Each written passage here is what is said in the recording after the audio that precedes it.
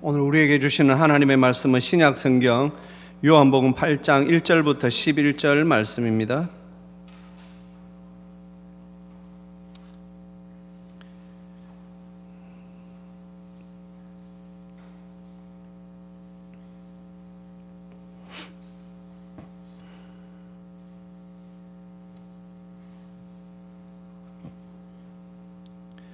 네, 저 우리 성도님들 한 절씩 받들어 읽겠습니다. 예수는 감람산으로 가시니라.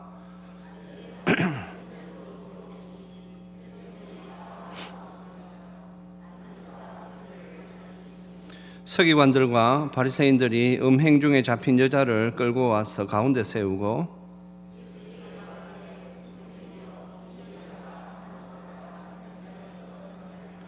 모세는 율법에 이러한 여자를 돌로 치라 명하였거니와 선생은 어떻게 말하겠나이까?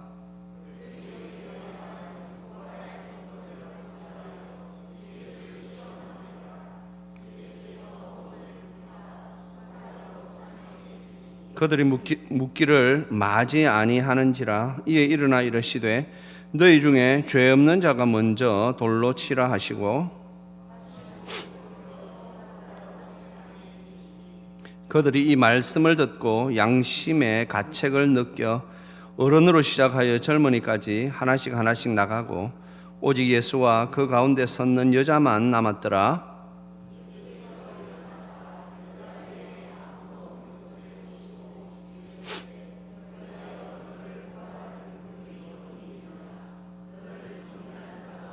같이 읽습니다.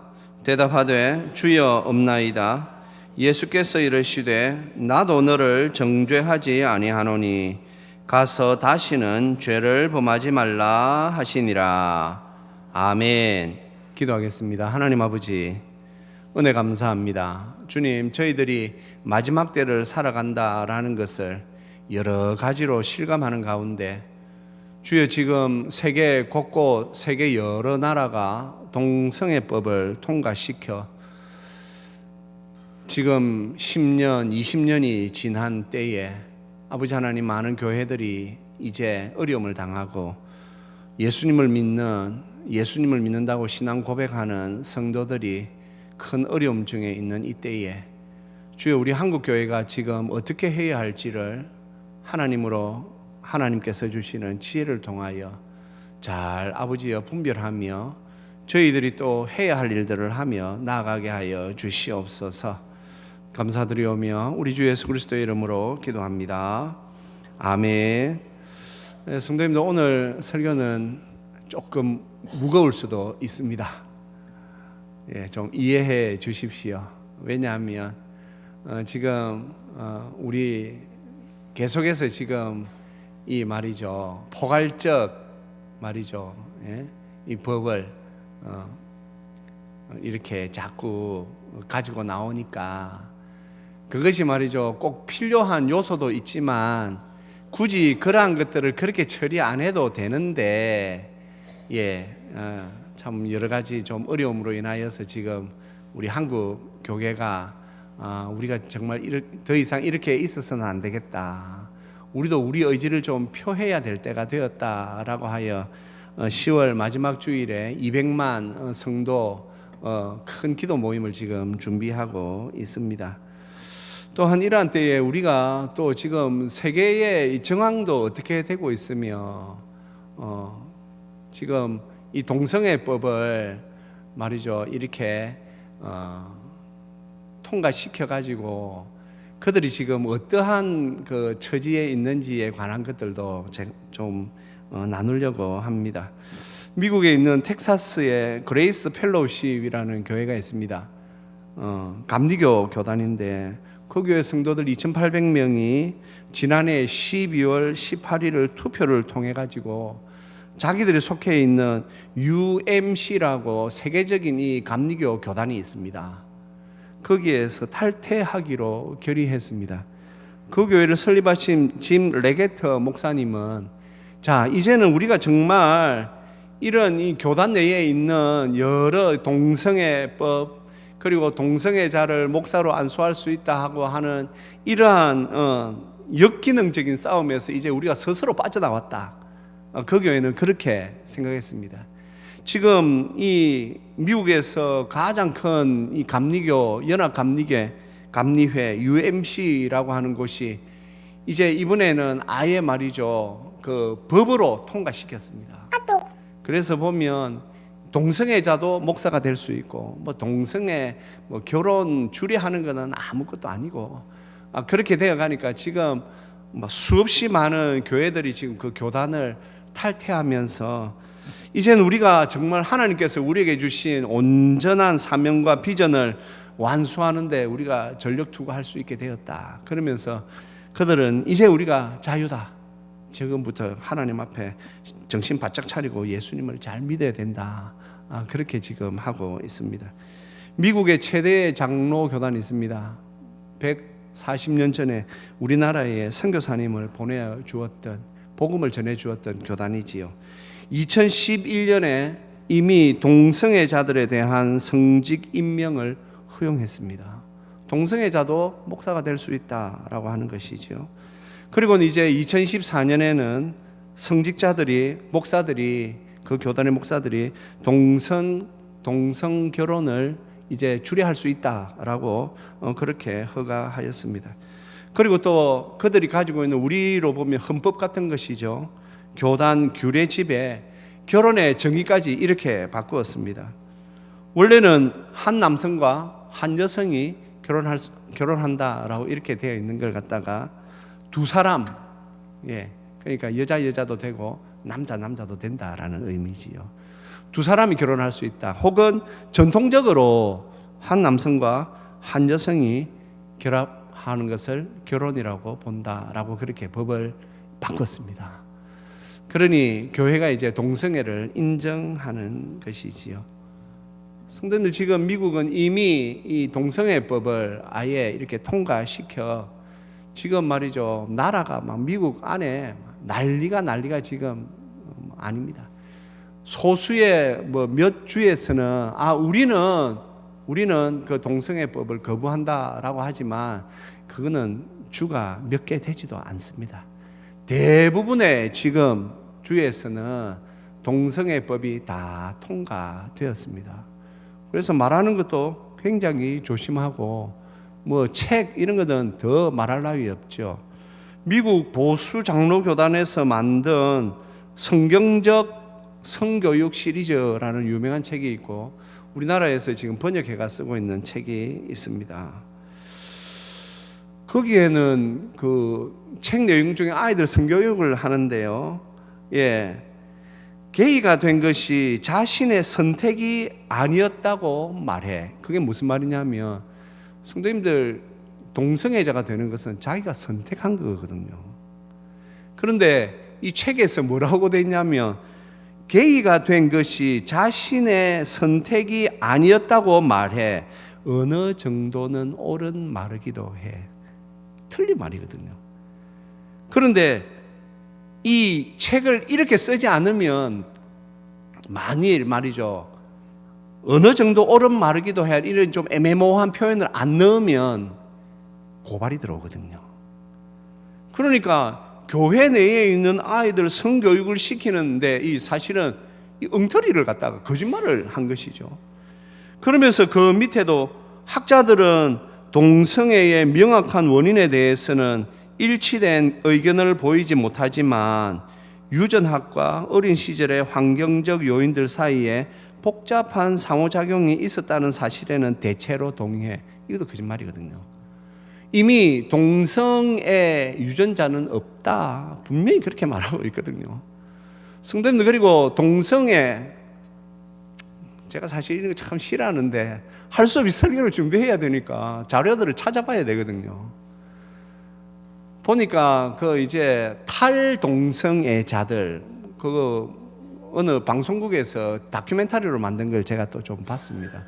거기에는 말이죠, 20년 동안 여자는 그 여자를 좋아하는 사람으로, 남자는 남자를 좋아하는 사람으로 살다가 자기들이 이제 이건 좀 아니다 싶어서 이제 나는 이제 더 이상 동성애자가 아닙니다, 동성애에서 벗어난 사람들의 인터뷰가 쭉 나오는데 그 내용이 있었습니다.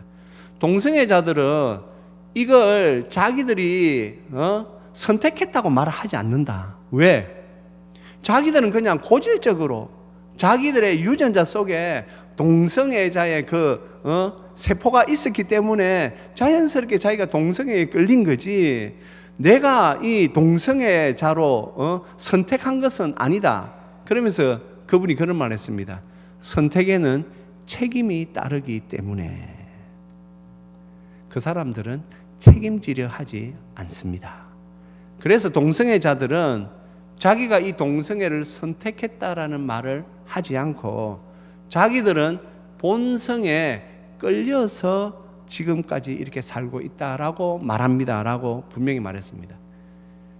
그러면서 아주 논리적인 이런 말을 남겼습니다. 한 여자분이 만일 그것이 본성에 있는 것이라면 제가 어떻게 이 동성애로부터 벗어날 수 있겠습니까? 맞는 말이죠. 예. 본성에 그것이 있다면 거기서 자기가 벗어날 수 없죠. 그러면서 두 번 다시 딱 이렇게 말했습니다. 동성애는 자기가 선택하는 것입니다. 자기가 선택하고는 이제 그 가족들로부터 의절을 당하고 그리고 사회로부터 제대로 된 직장도 구하지 못하고 그러한 것들은 자기가 선택했기 때문에 그러한 것들을 자기가 이제 그 책임을 감수해야 되는 것이다 라고 말하는데 참 제가 그것을 보면서도 다시 한 번 더 확인하게 된 것이지요. 그리고 또 이 동성애자들끼리 말이죠, 자기들끼리 사람을 버리는 경우가 있습니다. 더 이상 자기에게 있어서 데리고 놀 가치가 없다면 버린답니다. 그런 사람들이 또 모여 있는 병원이 있어요. 거기에 의사 선생님이 인터뷰를 합니다. 이 사람들 전부 다 에이즈 걸려온 사람입니다. 한간에 에이즈가 동성애가 아닌 다른 것으로 걸려온다는데, 내가 분명히 말하지만 우리나라에 보면 수혈을 통하여 에이즈에 걸렸다라는 기록은 지금 수년 내에 한 건도 없다. 전부 다 에이즈는 동성애자들로 인하여서 이렇게 된 것이고, 거기 환자 중에는 우리나라에서 가장 좋은 대학을 나와가지고 박사학위까지 가지고 있는 사람도 있답니다. 그러니 이게 얼마나 많은 사람들에게 지금 침투했겠습니까? 정말 안타까운 것은 제가 자료들을 쭉 이렇게 보는 가운데 우리나라에 지금 15세, 16세 그 청소년들이 에이즈 환자가 그렇게 많다라는 것입니다. 에이즈 환자가 많다라는 것이 무엇이겠습니까? 동성애자가 많아졌다라는 그런 것이지요. 성도님들, 지금 우리가 지금 이런 시대를 지금 살아가고 있습니다. 제가 또 이렇게 쭉 영상을 보는 가운데 저는 사실 우리 성도님들도 동성애는 이런 동성애법이 어떻고 말이죠, 예, 포괄적 이런 법이 어떻고 많이 들었지 않습니까?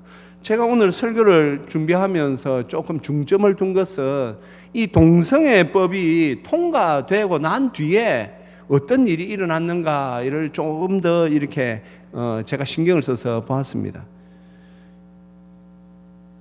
우리 한번 PPT 한번 올려봐 주세요. 성도님들 이거 한번 집에 가서 한번 찾아보셔도 됩니다. 이예란 선생이라고 제자광성교회에서 간증한 내용인데요. 유튜브 제목이 포괄적 차별금지법 통과 이후의 세상이라는 제목이었습니다. 이분이 말이죠, 호주에서 크리스찬 스쿨의 선생님으로 있는데 이분이 그전에는 뉴질랜드에서 이제 교사로 이렇게 지냈습니다. 뉴질랜드에서 교사로 있다가 이게 말이죠, 지금 너무 이거 포괄적 차별금지법이 통과되고 난 뒤에 예를 들어서 아빠가 부모인 아이 집에 그 아이가 있는데 아이 얼굴이 어둡더랍니다.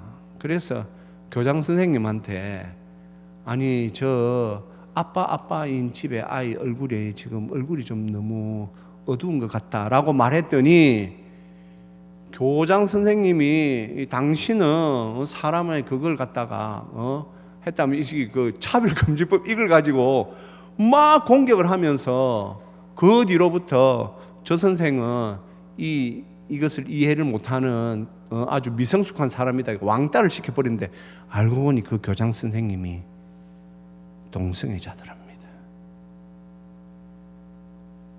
눈이 안 띈대요. 동성애자가 저 사람은 동성애자구나 그런 거 모른답니다. 이 이예란이라는 선생이 지금도 교사를 하고 있습니다. 호주에서 가는 곳마다 계속해서 지금 직장 내 왕따를 당하는 거예요. 왜? 자기는 밝힌대요. 교실에 가면 선생님이 자기소개서 같은 거 있는데 나는 그리스도인이고 하고 이렇게 쭉 하면 학교 교장 선생님이 부른답니다. 너무 종교적인 색채를 띠는 거 이거 안 됩니다. 바꾸세요. 그래가지고 선생님이 말이죠. 나름대로 그분이 막 열정이 생겨가지고 아이들을 위해서 기도하고 하니까 그게 또 항의가 들어오고요. 그래서 결국 크리스찬 스쿨로 옮겼는데 문제는 이 크리스찬 스쿨 안에도 동성애자들이 들어올 수 있다는 것입니다. 왜? 법이 그렇단 말이죠. 법이 이미 아무리 기독교 학교라도 동성애자가 나 이 교사 자격증을 가지고 나 이 학교에 취직하고 싶습니다 라고 했을 때 학교가 그것을 거부하면 벌금을 내게 되어 있다는 것이죠. 그런데 가관인 것은 무엇인 줄 압니까? 그 옆에 있는 무슬림 학교에서 우리는 동성애자 교사는 뽑지 않습니다 라고 말할 때는 아무 제재를 가하지 않는답니다. 그러니 무엇이겠습니까? 눈치채셨죠? 이건 영적인 전쟁입니다. 기독교를 이제 탄압하려고 하는 그 목적이지, 무슬림 학교에서는 우리는 동성애자 교사는 못 뽑습니다, 우리는 올 수 없습니다 그리 말하는데 고발이 안 들어간다니까요. 그러면서 크리스찬 스쿨임에도 불구하고 교사들하고 이야기하다가 보면 뭔가가 좀 이상한 게 많답니다. 거기에서 자기가 그리스도인의 색깔을 조금 드러내면 어느 순간부터 부당한 대우를 받고, 그래가지고 이 선생님이요 학교를 여러 번 옮겼어요. 유튜브를 찾아보실 수 있는 분은 이거 한번 좀 찾아보는 거 참 저는 좋다고 생각합니다. 그러는 중에 뉴질랜드에 있을 때 만났던 선교사님하고 통화를 했답니다. 선교사님 힘드시죠? 그랬더니 지금 뉴질랜드가 엉망이랍니다.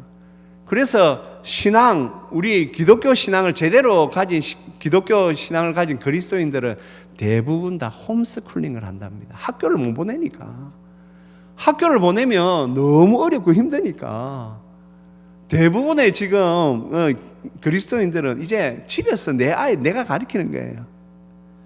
그러면서 뉴질랜드 선교사님하고 이렇게 통화를 하는 가운데 지금 말이죠, 이 포괄적 차별금지법 이런 게 통과되고 난 뒤에 경제도 하락하고 범죄도 어마어마하게 많이 늘었답니다. 사람들이 사는 게 힘들죠. 그런데 거기에서 이 선교사님이 그런 말을 하더랍니다. 하지만 우리 때에 말씀이 성취되는 것을 보니 우리가 더욱 깨어 하나님을 잘 믿어야 하는 때라는 것을 안다. 그리고 지금 소수의 그리스도인들이 이제 정신을 차리기 시작했다. 그전에는 살기 좋은 나라라고 만세 부르면서 허리멍텅하게 살았는데 이제는 정신 똑바로 차리고 살려고 하고 있다. 좋은 점이다. 그리고 이 뉴질랜드의 수도 웰링턴입니다. 이 선교사님이 길거리에서 말이죠, 기도해 주겠습니다 하고 하면 옛날엔 다 미친 사람 취급하고 그랬는데 요즘은 말이죠, 가끔 저를 위해서 좀 기도해 주십시오 하는 사람들이 있답니다. 자기들도 힘들다라는 것이죠. 그러면서 이 선교사님 마지막에 코로나 때 하나님께서 진짜와 가짜를 구분하셨는데 이제는 이 법이 통과되고 난 뒤에는 정말 더 진짜와 가짜를 이렇게 하나님께서 구별하시는 것 같다. 그래서 한편으로는 힘이 난다. 우리가 정말 참 진리를 가지고 우리가 하나님 앞에서 살아야 한다라고 그렇게 대화를 마무리했답니다. 사랑하는 성도님들, 이제 우리가 그렇다면 이 시대를 살아가는 그리스도인으로서 우리가 특별히 포괄적 말이죠, 차별금지법 이런 것을 보면서 특별히 우리 교회가 장애인들을 말이죠, 이 차별하자는 거 아니잖아요.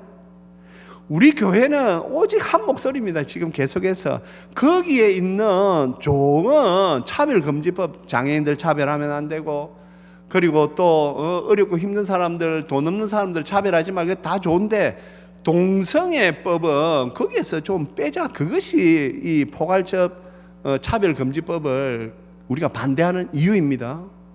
그리고 또 여기에서 우리가 또 한 가지 더 생각해야 될 게 있습니다. 그렇다면 우리는 동성애자들을 어떻게 봐야 합니까? 성도님들, JTBC 뉴스에서 이런 걸 다룬 게 있습니다. 한번 올려봐 주세요. 잘 안 보이시죠? 제가 한번 읽어드릴게요. 동성애자를 어떤 관계로도 받아들일 수 없다. 국민의, 교회가 아니고요, 국민의 57%가 우리는 동성애자들은 받아들일 수 없다, 그렇게 표를 했습니다. 무슨 말인지 아시겠죠? 하나님을 안 믿는 사람들도 동성애자에 대한 거부, 이것이 분명하다 있단 말이죠. 그 다음 거 보세요. 그런데 그 다음 게 뭐냐면 전과자를 어떤 관계로도 받아들일 수 없다가 69.4%인데 동성애자들을 받아들일 수 없다가 57%라고요. 그러니 이 수치가 말하는 게 뭡니까? 우리나라 사람들은 전과자 그리고 동성애자 비슷하게 지금 생각하고 있다라는 것이죠. 혐오죠. 성도님들, 분명히 말하지만 우리 교회는 어떤 사람도 혐오해서는 안 됩니다. 동성애자가 교회마저도 혐오의 대상이 되어서는 안 됩니다. 교회가 지금 잘하는 교회들은 잘합니다. 그러면 우리 교회가 지금 가지고 있어야 하는 것은 무엇입니까? 오늘 우리 주님께서 가늠한 여인을 향하여 11절에서 이렇게 말씀하셨습니다. 나도 너를 정죄하지 아니하노라. 예수님도 그 여인을 혐오하지 않으셨습니다. 성도님들, 우리가 이 세상에서 혐오의 대상이 될 수 있는 사람은 없습니다. 그래서 오늘도 우리 주님께서 이 간음하다가 잡혀온 여인에게 나도 너를 정죄하지 아니한다라고 분명히 말씀하셨죠. 왜 그렇습니까? 요한복음 3장 17절에서 우리 주님께서 이 세상에 오신 목적에 대하여서 분명히 이렇게 기록하고 있습니다. 우리 같이 한번 읽어보겠습니다. 요한복음 3장 17절 올려주세요. 같이 읽습니다. 하나님이 그 아들을 세상에 보내신 것은 세상을 심판하려 하심이 아니요 그로 말미암아 세상이 구원받게 하려 하심이라. 아멘. 성도님, 우리는 이 사실을 분명히 알아야 합니다. 오늘 예수님께서 이 간음하다 잡혀온 여인에게 주신 것이 무엇입니까? 다시 제대로 살 수 있는 기회지요. 오늘 주님께서 이 여인에게 다시 살 수 있는 기회를 주셨습니다. 왜요? 누가복음 19장 10절에 보면 우리 주님은 말이죠, 인자가 온 것은 잃어버린 자를 찾아 구원하려 함이라. 우리 주님께서는 잃어버린 자를 구원하기 위하여 이 땅에 오신 분이기 때문입니다. 그래서 우리 주님조차도 그 여인을 정죄하지 않으셨습니다. 성도님, 우리가 신학적으로 이런 단어를 씁니다. 하나님께서 죄로 말미암아 죄의 싹슨 사망이므로 죄의 문제를 해결하지 못한 모든 인간들은 그냥 죽음으로 가는 거 하나님께서 결정하셨죠. 그래서 하나님께서 결정하신 의지다라고 그렇게 신학적으로 표현합니다. 하지만 하나님은 결정적 의지만 가지고 계신 것이 아니라 하나님은 또 모든 죄인들이 회개하고 돌아오기를 원하시는, 소원하시는 의지가 있으십니다. 그래서 그것을 우리가 디모데전서 2장 4절에서는 이렇게 기록하고 있지요. 하나님은 모든 사람이 구원을 받으며 진리를 아는 데 이르기를 원하시느니라. 베드로 후서에서는 이렇게 기록하고 있습니다. 우리 같이 한번 읽겠습니다. 주의 약속은 어떤 이들이 더디다고 생각하는 것 같이 더딘 것이 아니라 오직 주께서는 너희를 대하여 오래 참으사 아무도 멸망하지 아니하고 다 회개하기에 이르기를 원하시느니라. 아멘. 하나님의 소원이 있습니다. 그래서 신학적으로 하나님의 소원적 의지다 그렇게 표현합니다. 하나님의 소원은 우리가 다 구원받는 것을 원하십니다. 그렇다면 이제 우리가 지금 이 현실에서 그러면 이 동성애자들은 우리가 어떻게 봐야 합니까? 성도님들, 그래서 어떤 분들은 여기에 대하여서 또 너무 가볍게 생각하시는 분들도 있습니다. 그렇지요. 동성애자들을 혐오하면 안 되지요. 그러니 우리가 그분들을 다 안아야지요. 아니요. 성도님, 오늘 주님께서 하신 말씀이 11절에 뒤에 어떤 말씀이 있습니까? 우리 11절 말씀 다시 한번 올려봐 주시겠습니까? 예수께서 이르시되 나도 너를 정죄하지 아니하노니, 같이 읽습니다. 가서 다시는 죄를 범하지 말라 하시니라. 그렇습니다.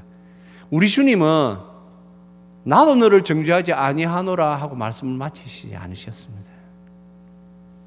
우리 주님께서 가서 다시는 죄를 범하지 말라라고 이 말씀을 덧붙이셨습니다. 성도님들, 요한이 이 부분에 대해서 문법적으로 굉장히 정확하게 말했습니다. 지금까지 지어오던 그 죄를 이제 금지시키며 앞으로도 절대 이 일을 못하도록 하는 그런 문법적인 그런 문법체를 가지고 이 말씀을 기록해 놓은 것입니다. 그러면 우리는 또 그런 생각하지요. 아니, 그런 논리들이 많습니다. 아니, 교회가 말이야 동성애법은 반대한다고 막 그러면서 교회 다니는 사람들도 사람 미워하고 시기하고 질투하고 하는 그런 거에 대해서는 그 사람들이 왜 반성을 안 하느냐, 그건 자기들이 몰라서 하는 것입니다. 여기서 또 우리가 한 가지 더 생각할 게 있지요. 만일 그리스도인임에도 불구하고 죄에 대하여 회개하지 않는다, 그리스도인이 될 수가 없습니다. 그렇지 않습니까? 오늘 주님께서 말씀하신 대로 나도 너를 정죄하지 아니하노니 가서 다시는 죄를 범하지 말라. 왜 하나님께서 동성애에 대하여서 엄하게 그렇게 말씀하십니까? 왜 창세기에 소돔과 고모라 성이 동성애로 인하여서 그렇게 멸망을 받습니까? 그들은 회개하지 않습니다.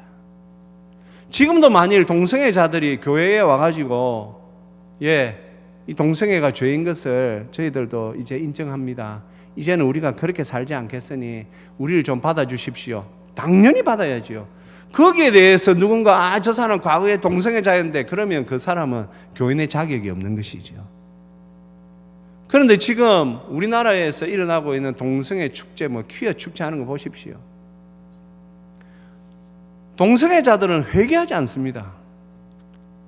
그들은 오히려 자기들을 인정해 달랍니다.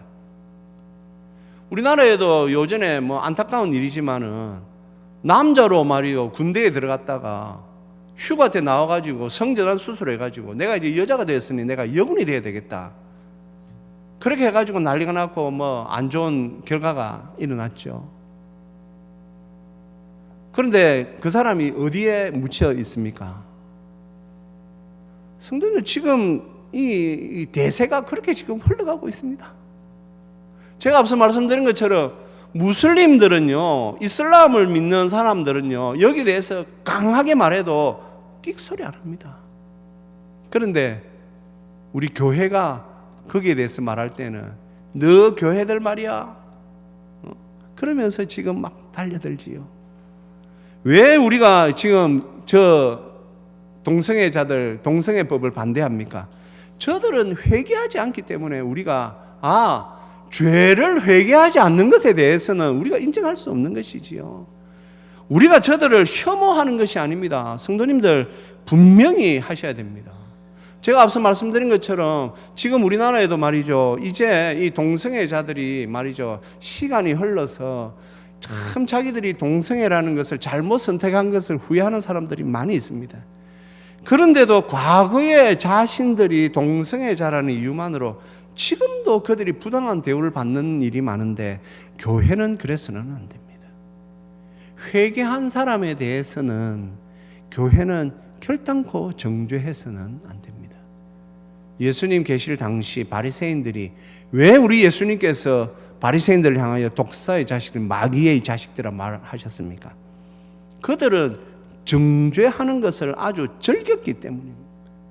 사람들이 회개하고 하는 것에 대한 관심 없고 잘못된 것에 대하여서 끝까지 물고 늘어지는 자들이 바리새인들이었습니다. 우리가 현대의 바리새인이 되어서는 안 됩니다. 동성애 맞습니다.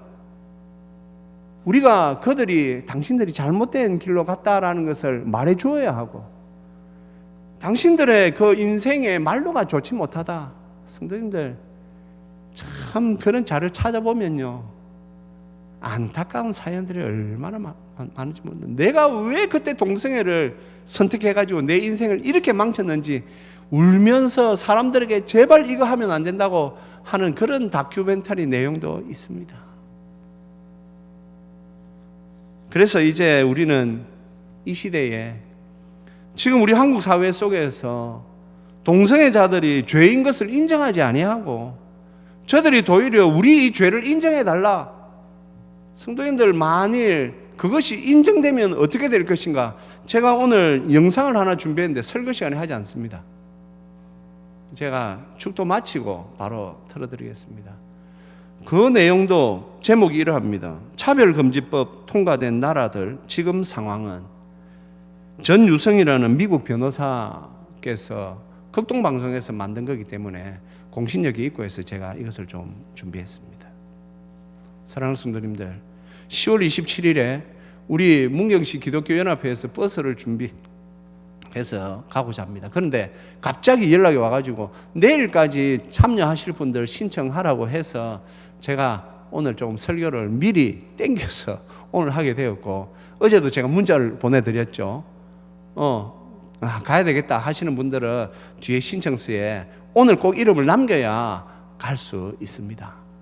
그래서 지금 이 현 시점에서 우리가 할 수 있는 이 최선을 다하는 일에 열심히 내어야 할 것입니다.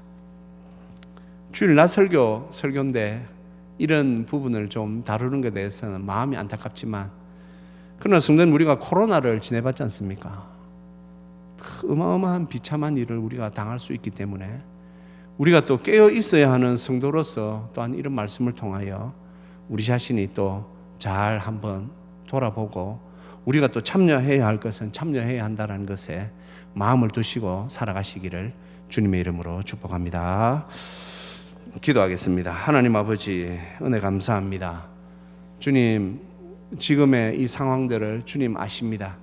우리 한국교회가 어떻게 무엇을 해야 할지 주님 아십니다.